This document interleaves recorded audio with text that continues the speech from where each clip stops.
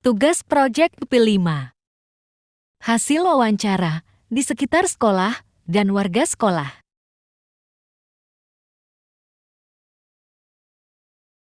Assalamualaikum warahmatullahi wabarakatuh. Perkenalkan, nama saya Alina Rahmayani, perwakilan dari kelompok 15A2 untuk mempresentasikan hasil wawancara kepada masyarakat sekitar dan warga sekolah. Dari hasil wawancara kemarin dengan masyarakat lingkungan sekitar sekolah, kami dapat menyimpulkan dengan daftar pertanyaan dan jawaban dari mereka. Dimulai dari daftar pertanyaan, yang pertama, sampah yang sering ditemukan di lingkungan sekitar perumahan, sampah organik atau non-organik? Jawabannya adalah banyaknya sampah anorganik. Selanjutnya, pertanyaan kedua, apakah di wilayah perumahan ini ada bank sampah? Jawabannya ada. Yang ketiga, siapakah pengelola manajemen atau penanggung jawab bank sampah di sini? Jawabannya adalah penanggung jawabnya adalah Bu Okta. Pertanyaan keempat, apakah di sini ada tukang pengangkut sampah? Jawabannya ada. Tiap 3-5 hari sekali.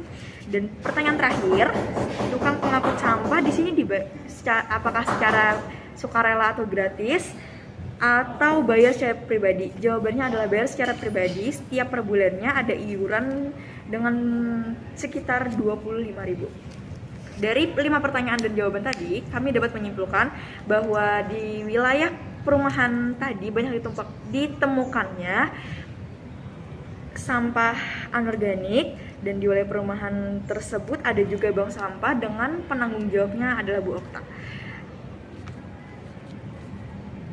Di perumahan tadi ada agenda tentang pengangkutan sampah, tapi agenda pengangkut sampah itu tidak secara ditanggung oleh pemerintah, ditanggung oleh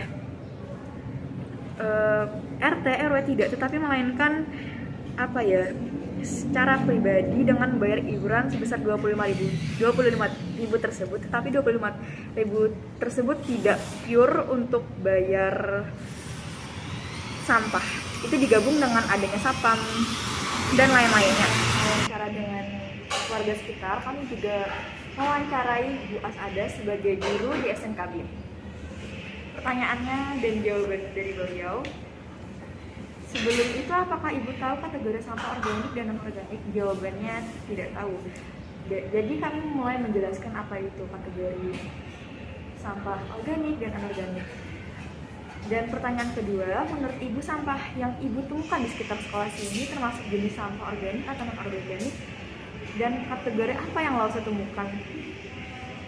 Jawabannya adalah seperti plastik dan daun kering. Tetapi daun kering itu kan sering dibersihkan oleh mas-mas OB.